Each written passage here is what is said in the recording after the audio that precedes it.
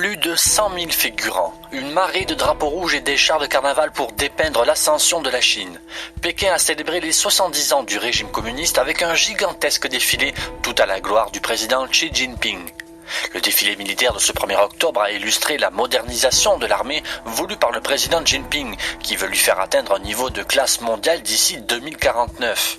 Pékin a sorti le grand jeu en présentant pour la première fois la crème de ses missiles balistiques intercontinentaux, l'immense DF-41. D'une grande portée de 14 000 km qui aurait le potentiel de toucher tout point des États-Unis, il peut être chargé de plusieurs têtes nucléaires. La Chine a également présenté une nouvelle version de son bombardier stratégique, le H-6N. L'armée chinoise a également présenté 2 drones, un supersonique et un furtif. Dans le centre du Mali, 2 attaques ont frappé l'armée dans la nuit de dimanche à lundi dernier. 2 civils sont morts à Mondoro. À Boulkessi, 25 soldats ont été tués et 70 militaires ont disparu dans l'assaut contre le bataillon malien de la force conjointe G5 Sahel. Le Mali subit la violence djihadiste et les rivalités ethniques depuis 2012, date à laquelle les militants islamistes ont pris le nord du pays et où la France a lancé son intervention militaire. Les Chebabs ont lancé 2 attaques contre des intérêts étrangers en Somalie. À Mogadiscio, une bombe a visé un convoi militaire italien. Et dans le même temps, les terroristes ont mené une attaque contre une base américaine au nord-ouest de la capitale. Les affrontements contre les Chebabs sont réguliers dans cette région qu'ils contrôlent en partie.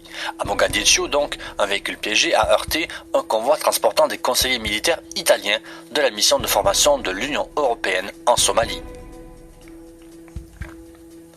7 minutes, c'est la durée totale de la folle équipée de Michael Harpon, 45 ans. Le fonctionnaire de police qui, jeudi 3 octobre, a tué 4 de ses collègues de la préfecture de Paris en France avant d'être abattu par un jeune policier stagiaire de 24 ans. Un parcours meurtrier qu'a minutieusement retracé avec de multiples détails Jean-François Ricard, le premier procureur de la République du parquet national antiterroriste, une instance récemment créée à la suite des attentats de ces dernières années en France. Selon les témoignages recueillis par l'enquête, Michael Harpon se serait converti à l'islam il y a une dizaine d'années. L'auteur des faits a tenu des propos à connotation exclusivement religieuse. Ils se sont terminés par ces expressions « Allahu Akbar », puis « Suis notre prophète bien-aimé Mohammed et médite le Coran ».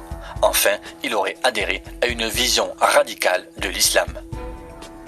Les discussions engagées samedi en Suède sur le programme nucléaire nord-coréen se sont terminées sur une impasse.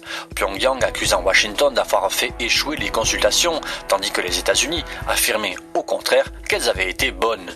Ces pourparlers constituaient la première tentative de renouer le dialogue entre les 2 pays depuis l'échec du sommet de Hanoï en février entre le président Donald Trump et le dirigeant nord-coréen Kim Jong-un. La chanteuse Loreena McKennitt, la colonelle honoraire de l'aviation royale canadienne et chanteuse primée, a annoncé qu'elle s'arrêterait en Ontario et au Québec à la fin du mois pour présenter au public son 10e album, Lost Souls, sorti l'an dernier. L'artiste accompagné de 4 musiciens se produira notamment au Grand Théâtre de Québec le 29 octobre, à la salle Wilfrid Pelletier de la Place des Arts à Montréal le 30 octobre et au Centre culturel de l'Université de Sherbrooke le 3 novembre. Les États-Unis ont validé cette semaine la vente à l'Ukraine de lance-missiles anti-chars Javelin, évoquée dans la conversation téléphonique entre Donald Trump et son homologue ukrainien Volodymyr Zelensky, à l'origine de l'enquête ouverte contre le président américain en vue d'une destitution.